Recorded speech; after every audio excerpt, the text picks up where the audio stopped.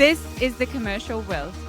My mission is simple: to help you achieve financial freedom through commercial property using calculated risks and practical education. My name is Basha Deswani and I'm your host. Welcome to the show. Welcome back to the Commercial Wealth podcast, where we have real conversations with industry leaders shaping the future of property, investment, and business.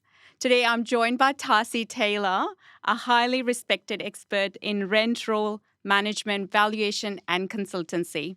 In a space where many rely on assumptions, Tarsi brings clarity, data, and a deep understanding of what actually drives value behind the scenes.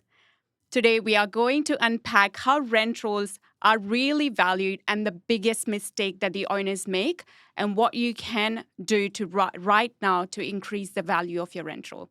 What an introduction. Thank you for having me on the show. That was awesome. Welcome. Thank you for being here. No, thank you. So Tarsi, tell us a little bit about your journey. Where did you start it and why you're in the business and what's your drive? I literally got thrown into real estate. Fun story. I was in high school and I got workplace experience, like a work experience position at a valuation and brokerage firm. Yep. And I ended up basically becoming part of the furniture from that day forward. Wow. And I ended up in 2007, I bought partnership into the valuation department. How cool. So, and then progressed from there until I opened up my current firm about nearly, 10 years ago now. So that's my journey in a very nutshell. In a nutshell. I do obviously rent roll valuations, due diligence, consulting, and rent roll broking as well. Yep. And my journey just has evolved to kind of where it is right now. I've taken every step that I possibly can. I love just dealing with real estate business owners. And because I get such a privilege, like it's a major privilege what I actually do, because I get to go behind the scenes of businesses. Yes. Yeah. So I get to see all the intimate details. I get to hear all the complaints, all the things that are going, and be able to help and rectify or, find solutions to different problems. So I'm a problem solver in many ways, and I love helping real estate business owners. That's pretty much my major drive. Yeah. I have very big ambitions for this industry. I love this industry, and I just want to see it succeed for the generations to come. Amazing. Just on that note, I was thinking, what was the biggest sort of a challenge that you have seen in your rental management and like broking journey? And how did you maneuver it? And how did you get to the best outcome for all parties involved? Oh my gosh, there's so many different stories in different areas too. So, like with valuations, because just so we understand all the different types of parts that I actually do.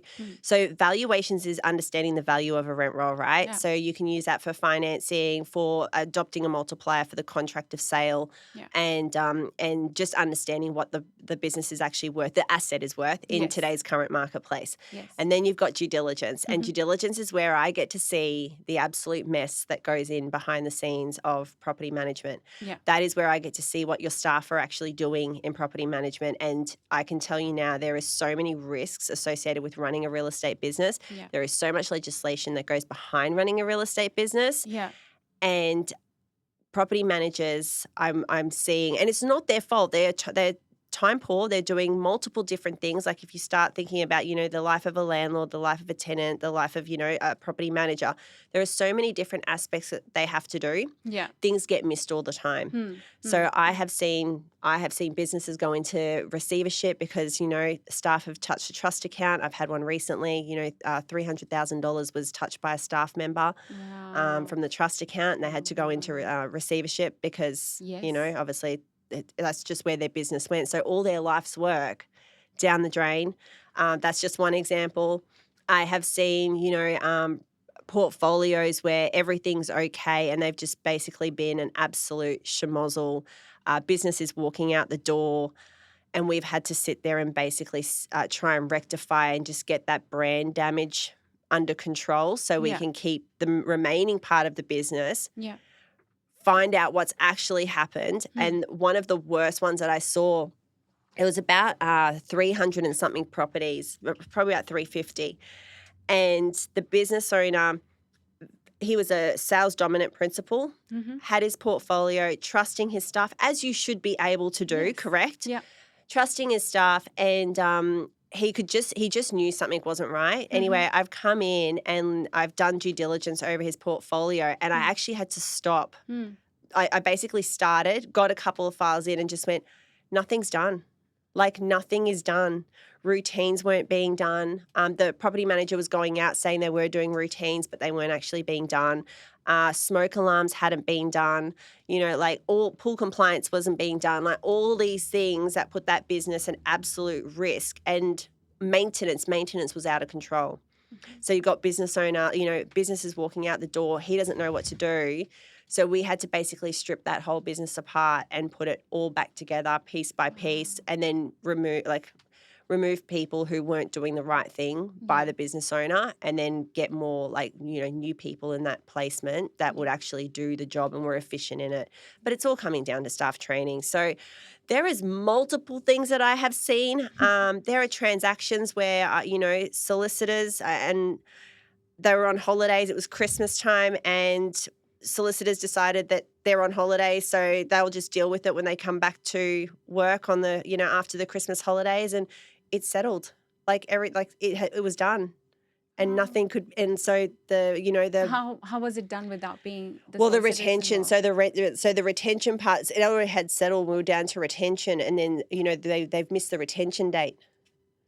So Just they because can't were on claim. holiday. Yeah. So the buyer couldn't claim retention because they missed out on that period of time. So then obviously they've got to go, then, you know, they've got to go against the insurance of the solicitor. So there's so many different, like I said, there's so many moving parts that I get to see that go wrong all the time. Yeah. And it's crazy. What's the usual sort of a time frame for a DD? And also from the get-go, let's say if I want to buy a rent roll, from the get-go of like sourcing the right rent roll for me, and then to go through the due diligence, and then to go through the settlement, what would be the time frame for all of that? there's no specific time frame. That's going to be the truth, right? So if you're looking at buying a rent roll, the first thing you need to do is be finance ready, and you need to have all the people in your corner, right? Like a solicitor that actually understands what a rent roll is and how to transact on them. A mortgage broker that actually understands how rent rolls work, so they can have conversations with the right banks on your behalf. And I'm saying this about solicitors, and I'm not bagging them. Please, I'm not bagging them. I'm just saying these are different stories that I have seen, so that people can understand that if you don't have the right team on your side, what can actually go wrong. So I did have a client. I got to do a valuation for a bank, and when I went through the valuation, what had happened was the solicitor at that time, because they used somebody who didn't understand rent rolls. This is why it's so important. They had a caretaking sort of part to their business, but it was just literally like a lawn mowing kind of a service that they did, and, you know, and then they had their rent roll. And the solicitor understood that, and they were two separate things, had nothing to do with the rent roll. And the solicitor understood that as a management rights. So he priced it at the management rights. So the buyers, that client with this rent roll that we were going through bank finance, they were off by $185,000 when I did the valuation, because they had obviously overpaid by $185,000. And I had to be like, you need to go and get me 35 new properties to make this actually work.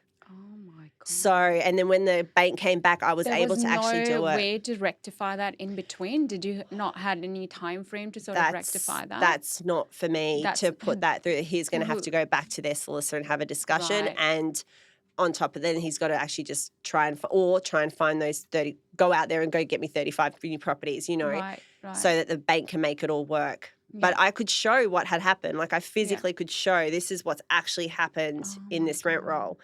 So that's why it's really important to have the people. Finance, a lot of people come and they're like, I want to buy a rent roll. And it's like, great. How many properties do you want to purchase and where do you want to buy?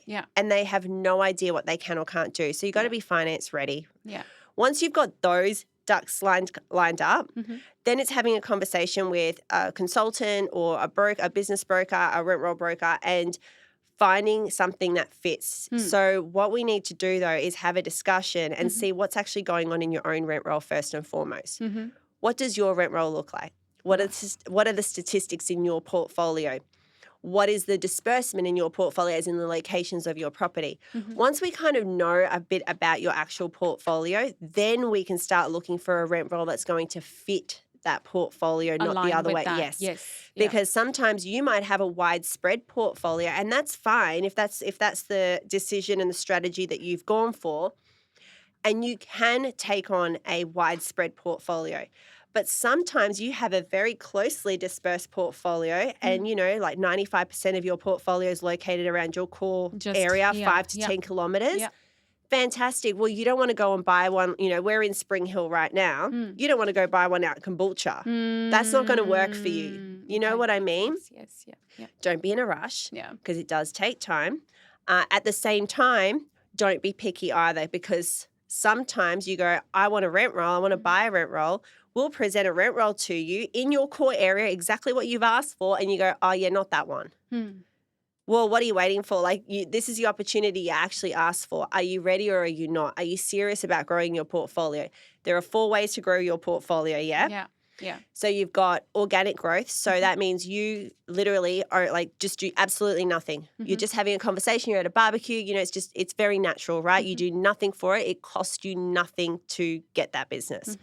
Then you've got hiring a BDM. Then you've got the cost of marketing and having a BDM to get that growth in your portfolio. Yeah. Acquisition is going to be your fastest way of growing a portfolio, but it does come with a mortgage. So that has to be taken into consideration. And then you've got the fourth one, and the fourth one is obviously increasing all your fees and charges. So when you go to the acquisition, because I know I'm going a roundabout way, but there's so many pieces of the puzzle to answer your actual question, right? Yes. So you've got to be prepared, number one. Do due diligence in your own business. If you're going to be scrutinizing somebody else's contract, actually know what the hell's going on in your own business so the foundation doesn't fall apart, because that happens all the time. They go, I want to buy a rent roll, have no idea what they're doing, and then it just falls apart. It's crazy. So they would be my preparation, and then it's talking to the broker and getting exactly kind of what you kind of need. Then we go to contract stage, right? So we're going to the acquisition part of it. Now we're going to the contract stage. We've made an offer. We've made an offer. And the offer you think looks good on paper. The seller's accepted it. We're all really, really happy with it. And we go to contract. Contracts can take anywhere up to anywhere from 2 weeks to 8 weeks to get sorted out. Especially if, again, you're in solicitors' hands, right? So solicitors have to read the documentation, come back to their client, have a conversation. You need to make decisions. You go back to your solicitor. He puts it in writing or she puts it in writing. It goes to the other side. They do the same thing. Then it goes back and forth a little bit. It can take time. So sorry, just on that, as I'm just giving you an example. So for us, for agents, we have access to the contracts and everything like REIQ and stuff. As a broker, do you have access to the contracts? Do you do any part of the paperwork for that to be gone to the solicitors and then it goes into the DD, or yes? How does so that work? we've got a contract at Buy a Rent Roll. We've got our own contracts that we have solicitors who have drafted those contracts, but it still is going to go to. It's still going to go to their solicitor. You've got to draft it, then it goes to their solicitor, and their solicitor takes control of it. You've got to remember too, I am not a solicitor. I cannot draft clauses. I do have solicitors that I work with, and they draft the contracts now for me, because I'm just make it all beautiful so it goes, so I can make this process faster for everyone. But it's still, solicitors like to put their own stamp on it and send it across and have those conversations. So they can take time. So then you've got that process that you've got to go through. Then you finally execute a contract. Oh my God. It's happy days. Trust me, every broker's jumping up and down when it's finally executed. And then you go through the process of you've got your valuation. If you're getting finance, highly likely that the bank that you might be using will require a valuation. And then you have your due diligence clause, as they're the main two clauses, and your finance clause, right? So you've got 3 kind of things going on all at one time. Right. Then you're stuck to what the valuer's timeframes are. They can blow out anywhere up to 4 weeks, maybe 6 weeks, right? Depending on how busy they are. So you got that time frame. Then you've got even though you've got conditions in there to be like 40 days from, 40 days from contractor's finance, and it can still blow out. It's just part of the parcel of actually going through contract. And you guys should all know that anyway. You're in property. Yeah. It happens. Yeah. You can't always match that. So we've got, it's true though. I'm so sorry. It's so true. And if people started seeing it in the way that we do property, then they'll understand the whole process. So with valuations, we'll just quickly touch on that. We're going to go around a little bit because it gives you all the information. So with valuation, what happens when you're buying a rent roll, and this is something that we've spoken about recently so that you could understand this part as well. So you've got a rent roll and you've got 100 tenancies, right, in your commercial portfolio. So you've got 100 tenancies and you want to buy another commercial portfolio, and or say you've gone to contract on one. The bank will do what's called an amalgamated valuation. Mm-hmm. So they will look at your portfolio, and I will, as a valuer, I will extract all the information about your portfolio and work out the statistics on yours. I will do the same thing for the one that you're actually buying, but the actual valuation is over the whole portfolio. Not just one. No. So when they lend you money, when the bank goes to lend you money, it's over the whole portfolio, like the amalgamated portfolio. It's not just based on yours. So if you're sitting there thinking, oh, I can't get finance to go and buy another rent roll, it's most likely that you can.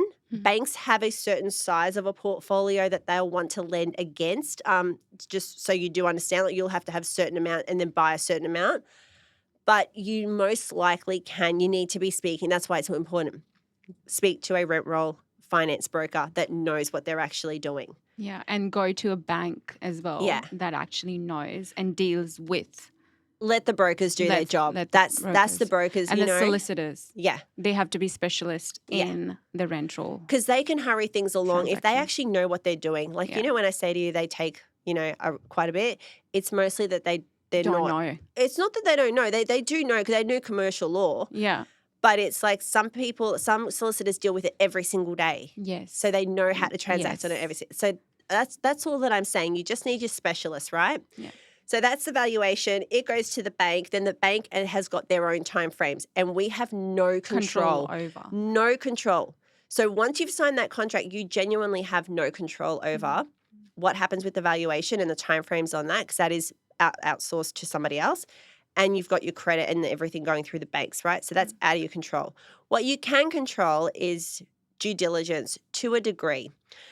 So if you are buying a humongous rent roll of 1,000 properties, let's just say, and you turn around and put a due diligence clause of 14 days, it's not going to work. Good luck to you. Yeah, it's not going to work. Instantly it tells me you have absolutely no idea. Good for the seller. Fantastic for the seller. Oh my God, the seller should be singing, like absolutely singing, and singing from the rooftops, right? Because it's like, yes, they're not going to find anything. Yeah. You want to do it right. The due diligence is your building and pest inspection. It's actually the most important part of the whole process of buying a rent roll. So minimum should be 45 to 60 or more? Depending on what you kind of need, as in like the intensity. So we can do it faster, but obviously there'll be something for, like it depends on our timeframes too. Yeah. So if you're buying a small portfolio, up to about, 100, maybe 150, 14 days, we can do that so long as we've got the capacity, because obviously we're going to contract terms. If it's bigger than that, have a conversation with us, because we need to know, we need to be able to make sure that we can do it. In that time frame. Yeah, and for people that don't know at home, like I work really late nights to get stuff done because I'm working. Don't sleep. Or just don't sleep. Or just every now and then that happens. But because we're working to timeframes in a contract, it's really important. And unless you're going to be putting in that time and effort, and you've got to be looking at the files, and you've got to be checking every file. And if you're willing to give up your time instead of making money because you don't want to pay somebody else to do it, then that's fine. But, you're just putting yourself under pressure. Yeah. With evaluation, a due diligence proper report as well that is done by somebody else that has investigated it, it gives you the upper hand basically to go, okay, these are everything that they found. We need to have all this rectified. Due diligence is not about making a contract fall over. like a building a pest. The idea is not for it to fall over. It's to understand what is actually going on in a rent roll. So can you see how timeframes actually don't matter in this whole process? There is no one time frame, oh yeah, in 30 days we're going to be able to settle.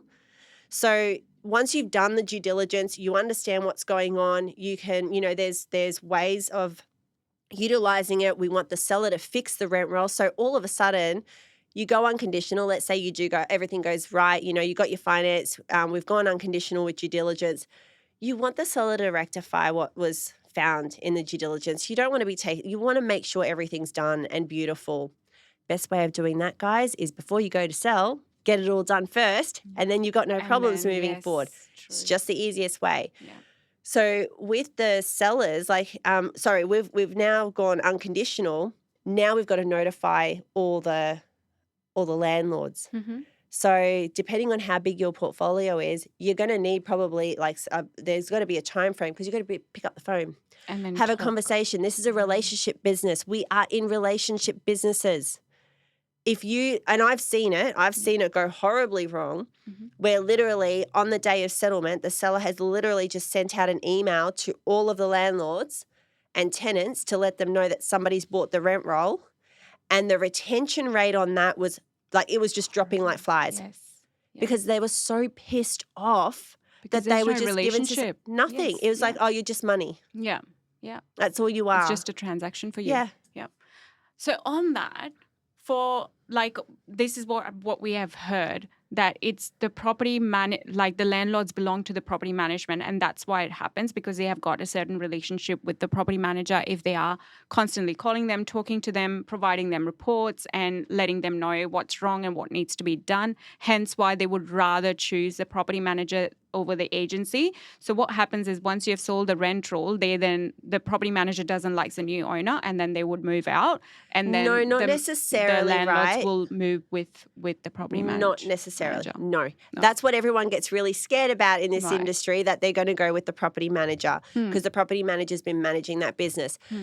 Realistically, the landlord has a relationship with the business, not the property manager. So it's about the principal is not building that business. No, I understand that. I understand, but it is the principal's responsibility to pick up the phone and tell them, "Thank you so much for all your business. Thank you for being part of it. I'm merging with this other business, or I'm going into sales and focusing on sales, or I'm retiring on this." You've got to. You're the business owner. That is your business. And if you aren't picking up the phone at least once a year to your landlords and just saying hi, or sending out a really nice email, or doing something lovely for them every so often, then they do build it. Of course. Yeah. The amount of sales that happen out of a rent roll that aren't even transacted in the same business because they don't even know that business does sales because they go to somebody else, even though they're dealing with the property manager all the time. All the time. There's so much disconnect in our industry. It is not funny. Yeah. And we really need to start pulling it together. We are in the greatest time of what I believe. Yeah. With all this new technology that is coming out, there is so much new stuff, and it's supposed to make things more efficient. Easy and efficient. Everyone gets scared, oh my God, he's going to take my job. Yeah. Well, maybe you're incompetent. If you're shit, yeah. Exactly. That's true. But we're not using it as a tool to actually help with the communication and everything that you can actually do in your business to make it such an incredible experience.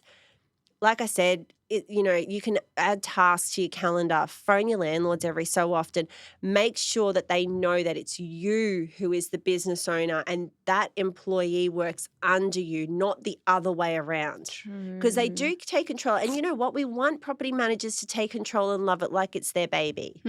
That's fantastic. So it's a team more than anything. Yeah. It's always a team. In anything that you do, it's the team. So making sure the principal's job here is to making sure and reassuring the property manager as well that they are a part of the team, not the soul and whole and soul of the business.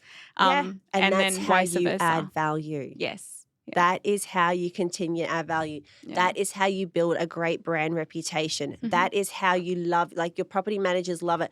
You give them training. You take care of your staff. You know, and I get it. We are time poor, and I'm not saying like you have to pour all your heart and soul into all of it because you're a business owner. You're doing everything. Like that's how it works. You want to trust the people, but you do need to know what is going on. You do need to know where there are some efficiencies that need to be created for your property managers. We don't want them burning out. It does happen.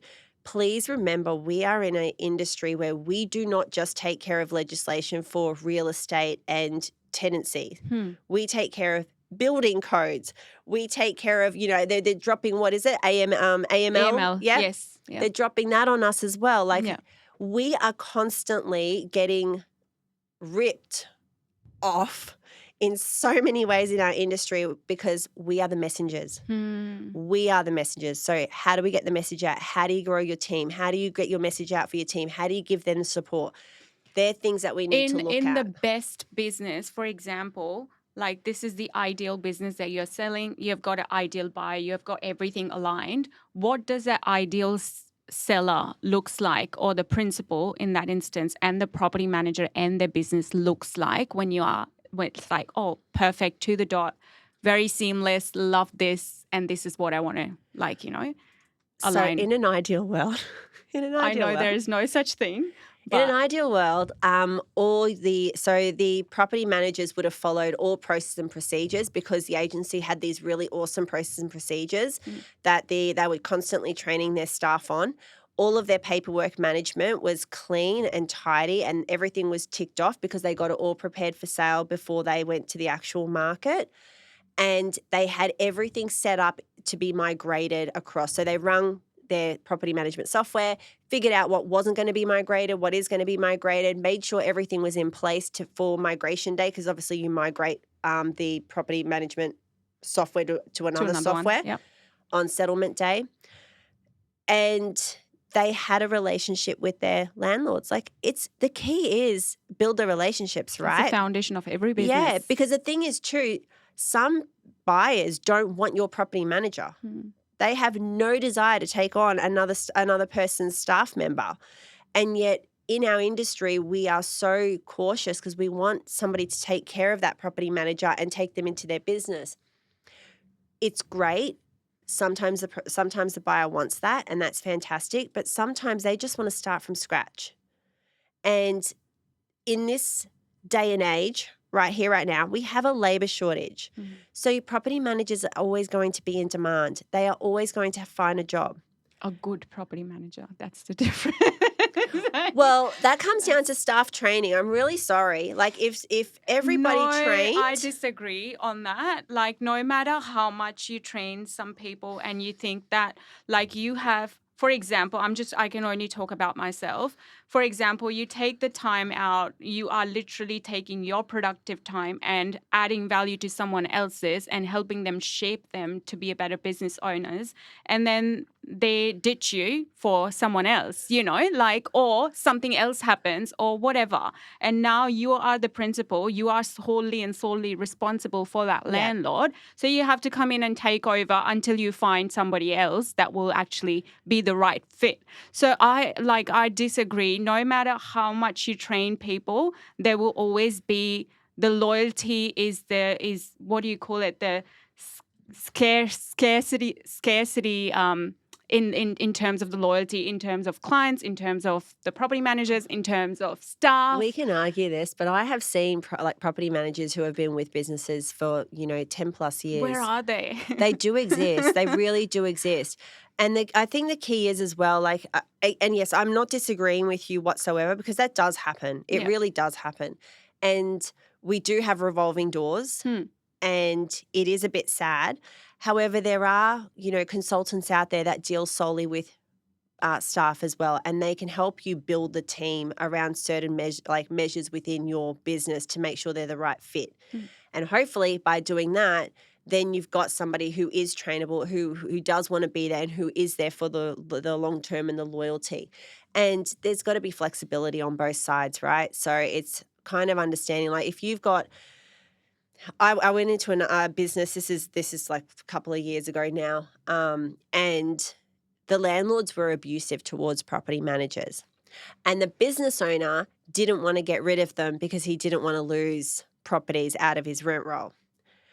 Why would a property manager want to stay if she's No. going to be abused and you're not going to actually stick up for her? Yeah. If they've done something wrong, the property manager has really done something wrong, you kind of pull them aside, you have the conversation, and you basically mend that relationship between the property manager and the landlord, or you give the landlord to somebody else who might be better suited, right? Because not everyone's meant to be in your corner. So that's completely fine as well. But when you're allowing it and it's publicly humiliating because they're coming into the office and doing it and you're not stepping up and, going, As a hey, leader, that's actually not okay. Yeah. You can't abuse staff like they're doing their best. Yeah. Then you've got a major problem because that tarnishes the respect between the leader and the staff member immediately. Yeah. So I get it. Like, I'm not disagreeing with you. Yes, it can be a revolving door. And yes, you might train someone and then they decide that they're going to go down the road.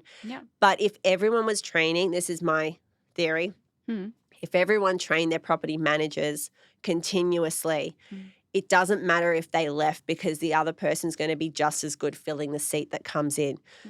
At the moment, what we've got is we don't train the property managers, or we're taking them and sending them to like training at the REIQ and all of that, which is good. You need to be doing that. I'm not saying don't. Definitely do that because they are our industry body and they do a lot for us. But you got to sit with them, in your meetings, policies and procedures, 100%. What's broken, let's fix it. You need to know everything as a business owner because if anything happens, OFT is going to come after you and not the property manager. That's it. Your license is always on the line. Yes. Always on the line. So you should know everything about your business. Well, as much as you possibly can. But I would like to know everything because I'm a control freak. Yeah. That's okay. So am I. And that's why I do what I do. That's why I love doing what I do. Most of us are in business. Let's face it. Every entrepreneur has got a little bit of that. Yeah. Sitting on the edge all the time.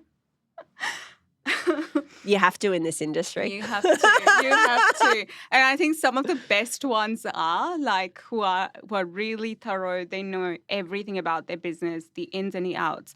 And that's why the landlords or the new clients actually trust them and they gain that respect in the industry because they are hands-on. Yeah. Well, to a degree, because if you're a selling principal, you're best suited to making money selling, right? But you still are a business owner and you need to have a balance of like, I'm going to still understand my business. It can't just be turning up to the weekly meeting and going, okay, tell me like, what's been rented. It doesn't work like that. No. And can I say this? Yeah. Software. Most business owners don't even know how to use software. Yes. Oh my God, that is the craziest thing I have ever known. How can you not know? Yeah. Like the scariest thing. I learned a lesson very, very long, a long time ago now that I had to know everything about my business. And I learned that the hard way. Yeah. So now I'm constantly like, you need to know. Like, go and do it. Like, learn how to. You don't need to know the complete ins and out of everything, but you need to know how to drive it at least a little bit. So if anything happens, at least you can take over the role temporarily. Not even with that. It's more like if you can see something's not right, you know how to check it. Yeah. Whereas most people don't. Like, I will have conversations. Somebody will ring up and I'll be like, so how many properties do you manage? And they're like, I'll have to ask my property manager. And I'm like, fuck, man. Like, can we at least get that one part right? It happens all the time. God, how big of a rent roll do you want? Maybe 100, maybe 150. And it's like, well, it's either 100 or 150 because you're borrowing money. Like, there are things that we need to know in our business. There's certain metrics that you actually should know. Yeah. Really easy. How many properties does each one of your property managers manage? Are you task-based? How do you operate?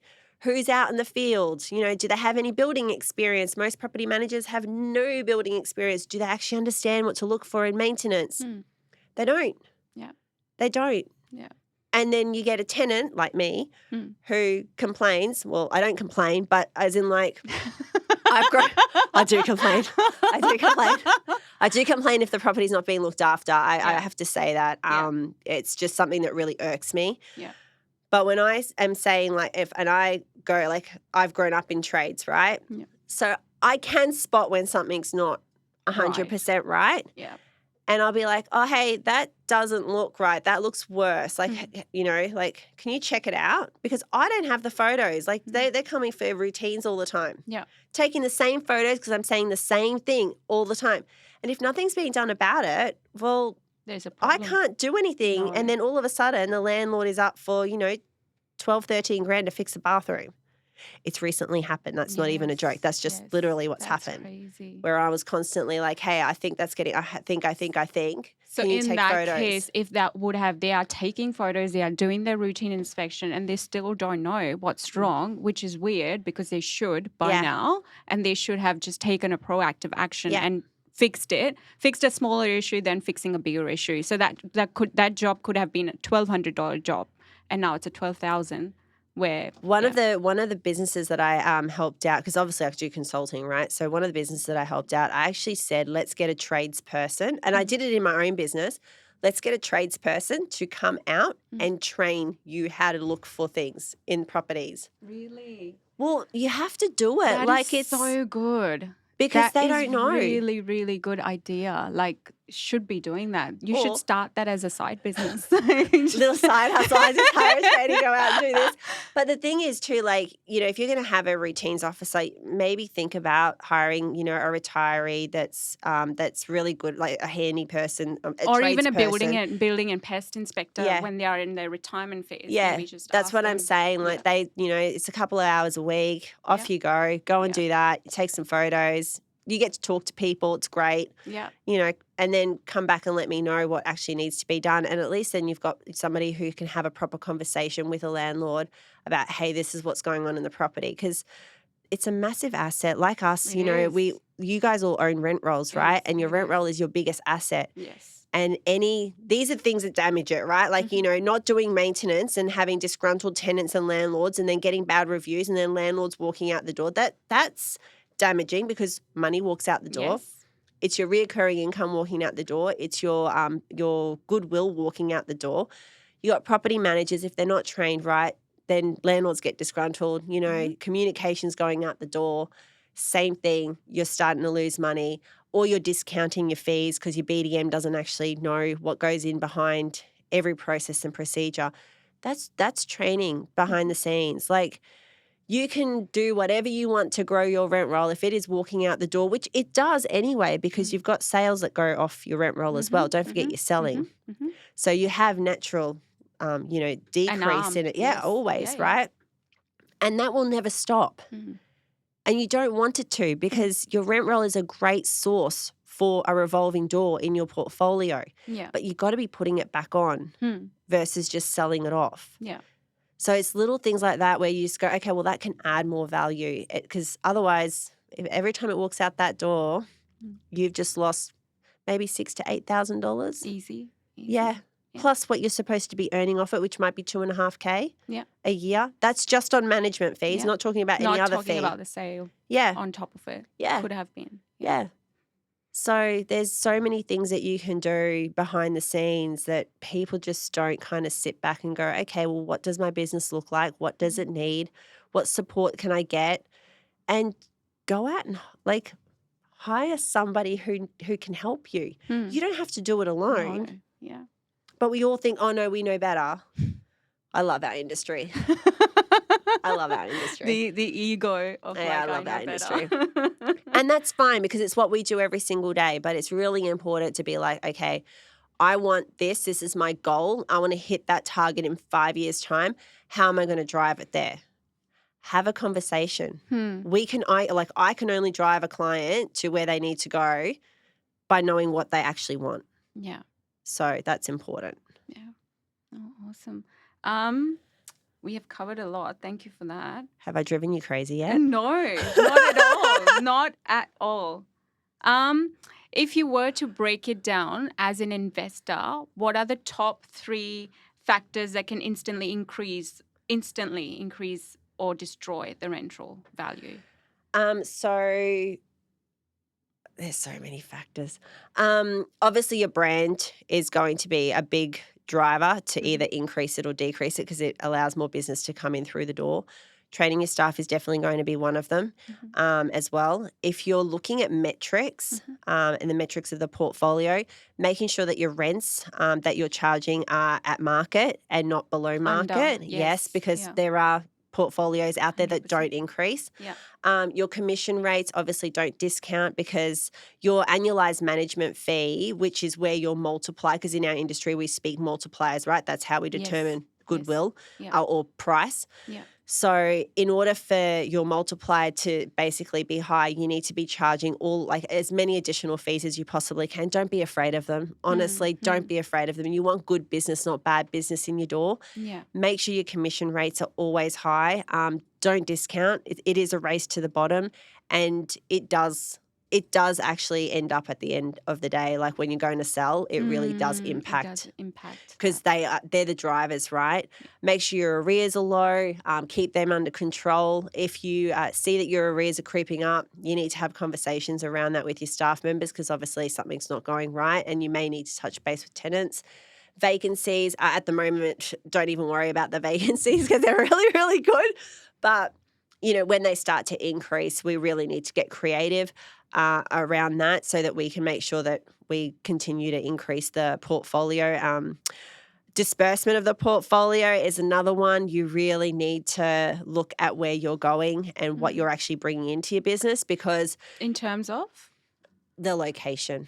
So if you're sitting in Spring Hill, like I said, you don't want one out at Caboolture. Like you need to kind of condense it in your core. Vicinity. And you got to understand too, there is more than enough business in your core area for everyone to eat. Like it's only mindset that stops that. Yeah. So that's Having definitely that abundant mindset. Yeah. Because someone will pay more for something in their core area because that's what they're actually after because they can easily manage it.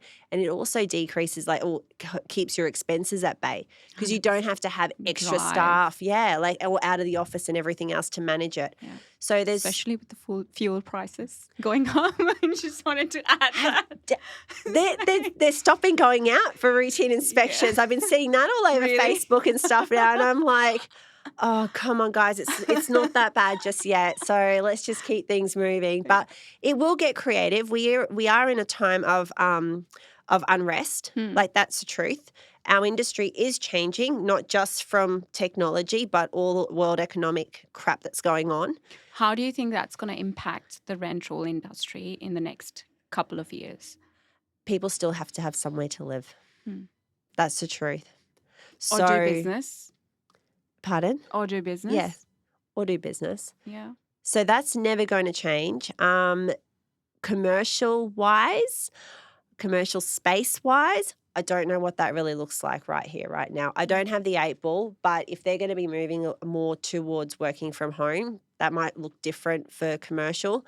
But just like COVID, it all opens back up again and everything goes, sure. So we've just got to ride it out. Commercial gets impacted by economic factors more than what residential does. Yeah. So we've just got to take that all into consideration. And right here, right now, it's about being smart, preparing for the worst and expect the best. Yeah.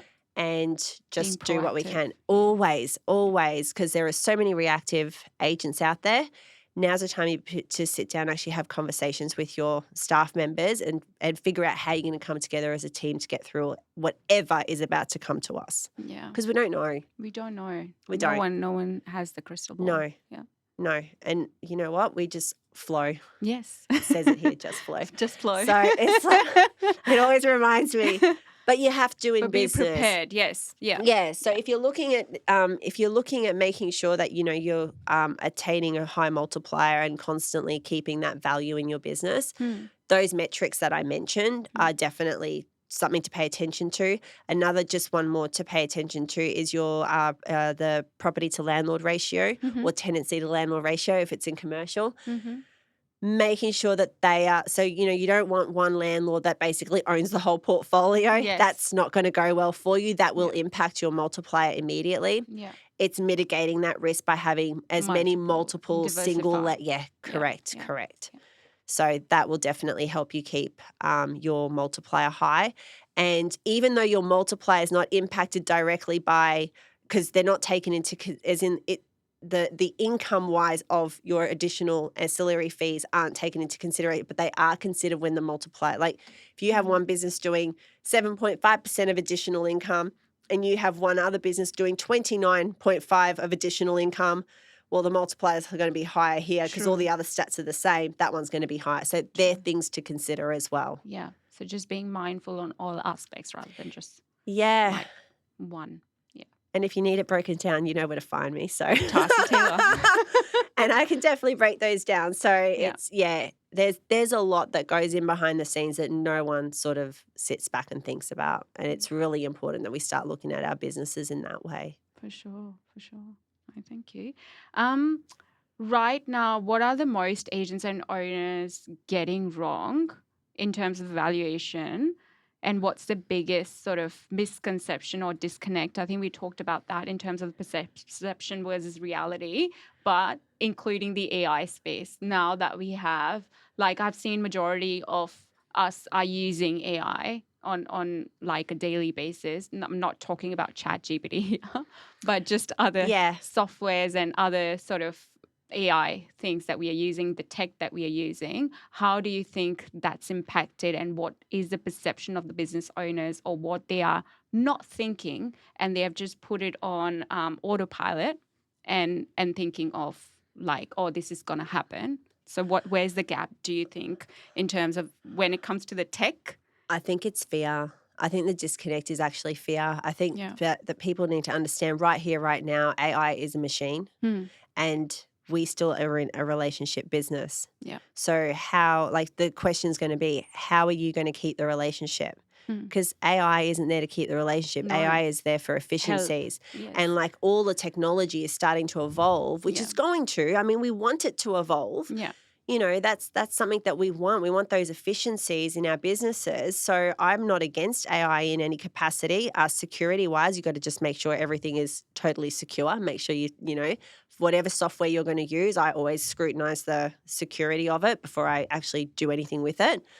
So I would just be, you know, it's for efficiencies, not for relationships. You still need to be front of mind. You still need to still do your social media, and you still need to pick up the phone, have a conversation. You still need to send out your newsletters, like, you know, send a hand card, like a written card, like little things because that you that's can becoming do. rare now. It is extremely rare. Yes. Yeah. Extremely rare. Someone rings a doorbell and I'm always like, who's that? It is so rare. Like door knocking, I haven't seen anyone doing door knocking anymore. Oh, I have at my neighbourhood. That's awesome. That is really good. Really so I have seen that. Yeah. It's been actually really cool. That's amazing. Yeah. That's amazing. You always know that the freshies coming. Well, it's always the freshies coming around, and it's like, oh, how long have you been in real estate for? Talk to me.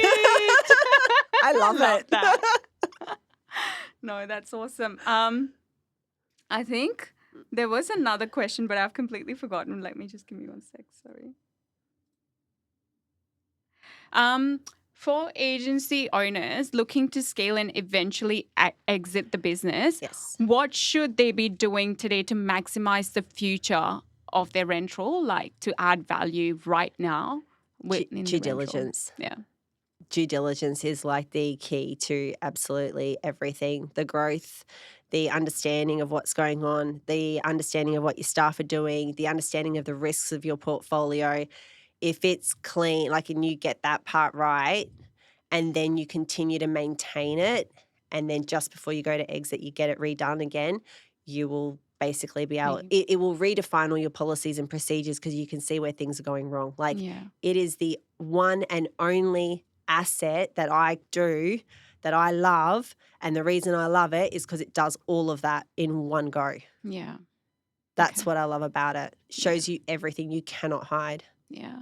Have you seen the best example in your career? Like, this is what I want people doing. What happened was I do have an example. That's good. I had a seller who had reached out to me, and I ended up doing like a mini DD, like I call it a rent roll performance audit. Yep. So performance audit, health check, due diligence, same thing. Doesn't change the way that we do things in our business. It's just what I call it, right? Yeah. So I did that on their portfolio. I gave them some instructions, gave them all the results. They went away. They fixed everything. They went through their whole portfolio, fixed everything. They made the most amount of money they possibly could because they were going to be exiting. So we did like it was an 18-month process. And they sold for the highest multiplier that I had seen in their area, like ever. That's crazy. So yes, good. it actually works. Yeah. It works all the time. And I've got a couple of clients doing that at the moment because they're getting ready to exit. So I've got them, they've done their performance audit. They're now going up and cleaning everything up and doing their last hurrah, and we'll get it to the market. But I know that will align them with the right person because it's clean. Mm-hmm. And that's all we want. Yeah. Yeah. Oh, awesome. If someone right here, right now wants to connect with you, Tarsi, what's the best way of doing that, and why should they be connecting with you?